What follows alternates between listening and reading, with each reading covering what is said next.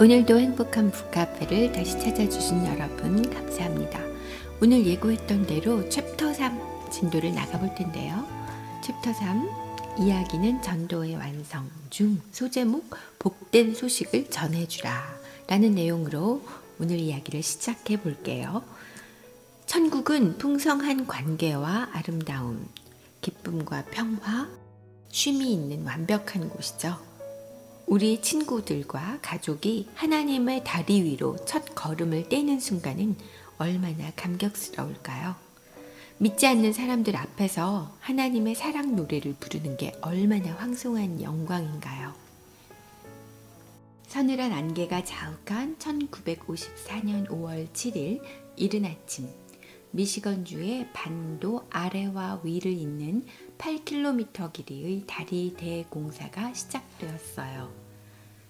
11,350명의 일꾼에다 거의 10억 달러를 투입해야 했기 때문에 이 빛나는 공학의 금자탑은 정확히 3년 반에 걸친 대공사 끝에 대중에게 모습을 드러냈어요. 왜 다리 하나 만들려고 그 고생을 하는지 싶기도 하죠. 그러나 예로부터 인류는 갖은 고생을 겪더라도 다리를 놓고야 말았죠. 왜였을까요? 틈을 이으려는 갈망이 그만큼 크기 때문이에요. 이편 낭떠러지에 있는 사람은 저편 낭떠러지에 있는 사람을 어떻게든 만나려고 하죠. 상인들은 저편에 있는 고객에게 다가가고요.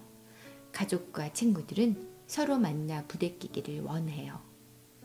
태초부터 벌어진 인간과 하나님 사이의 거대한 틈, 그것을 건너려는 인간의 노력은 가히 눈물겹기까지 해요. 하지만 어떻게 해야 될까요?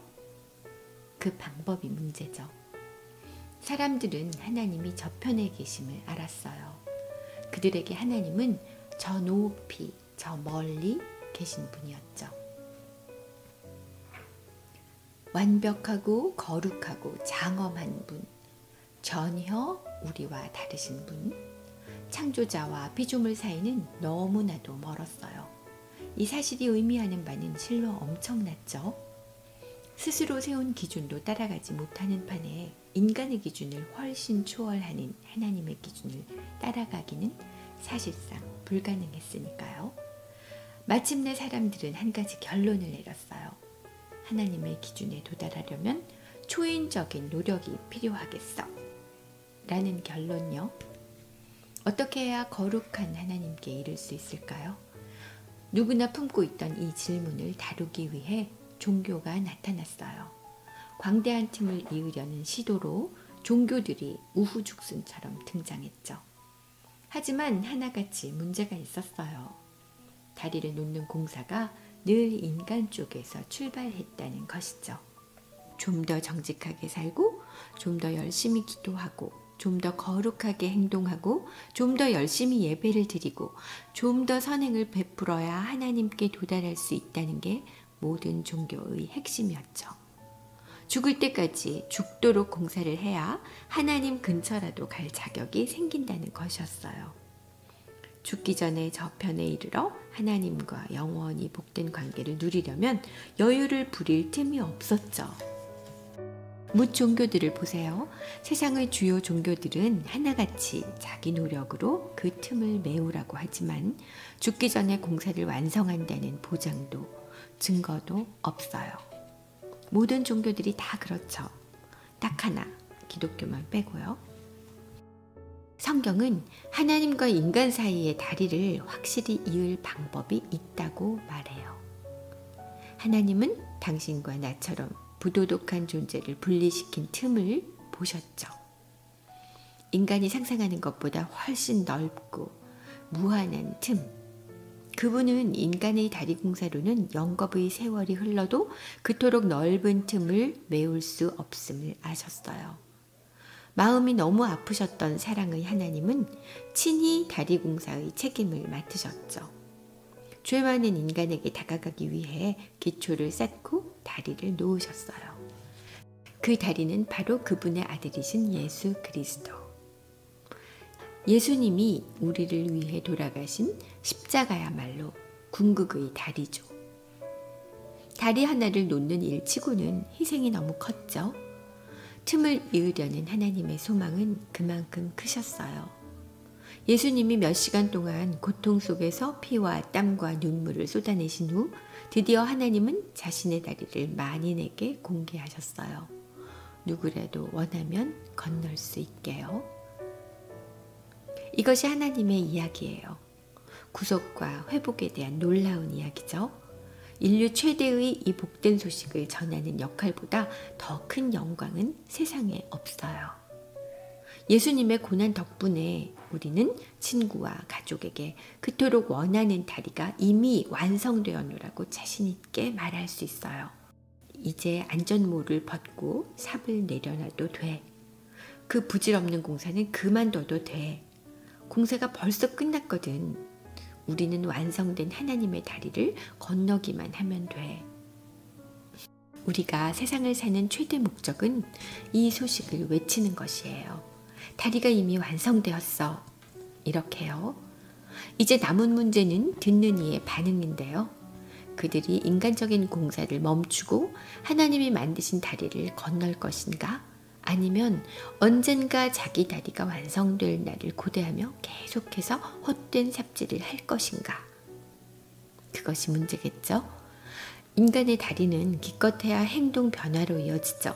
반면에 하나님의 다리는 우리 인간의 속부터 완전히 뒤집히는 변화로 이어져요.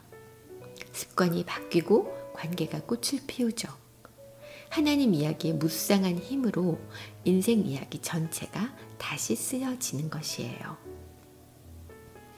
다리를 건너기만 하면 된다. 대화 도중에 영적 문이 열리는 조짐이 보일 때 이 어마어마한 이야기를 어떻게 전하는 게 최선일까요? 목사님 생각에는 그림이 가장 좋다고 여겨지신대요. 믿지 않는 사람들이 그리스도의 십자가 사역에 관심을 드러낼 때마다 목사님은 다리 그림을 주로 활용하셨어요. 간단해서 외우기도 쉽죠. 다리 한편에는 하나님이 계시고 다른 편에는 사람들이 있어요. 성경은 이 틈을 죄라고 부르죠. 사람들 앞에 딜레마가 있어요. 우리는 하나님 곁으로 다가가고 싶지만 도무지 그 거대한 틈을 뛰어넘을 수는 없죠. 그래서 나름대로 다리를 놓으려고 가진 애를 써요. 하지만 인간의 노력으론 결코 저편으로 건너갈 수 없다는 냉엄한 현실의 벽에만 부딪힐 뿐이에요. 그런데 감사하게도 하나님이 우리의 이 딜레마를 안쓰럽게 보셨어요. 우리를 너무도 사랑하시는 그분은 우리가 가까이 다가올 수 있도록 방법을 내셨죠. 외아들을 다리로 내주시는 것이었어요. 다리 설명에서 다 잊어버려도 이것 하나만은 꼭 기억해야 하는데요. 그리스도께서 우리의 다리로서 세상에 오셨으니 누구든 그 다리를 건너는 사람은 영원히 하나님과 살게 된다 라는 말씀이에요. 사도 요한은 요한복음 5장 24절에서 이런 표현을 썼죠. 내가 진실로 진실로 너희에게 이르노니 내 말을 듣고 또 나 보내신 이를 믿는 자는 영생을 얻었고 심판에 이르지 아니하나니 사망에서 생명으로 옮겼느니라. 우리는 상하고 찢기기 쉬운 이 땅의 몸을 벗는 날까지 자신감 넘치게 살아도 돼요. 우리는 자신이 누구이며 어디로 향하고 그 도중에 어떤 단계로 성숙할지 잘 알기 때문이죠.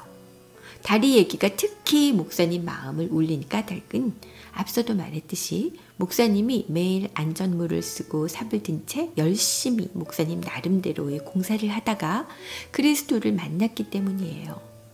17살 때 하나님의 다리를 건넌 후에야 안전모를 벗고 삽을 콘크리트 바닥에 내려놓아도 된다는 사실을 깨달았었죠.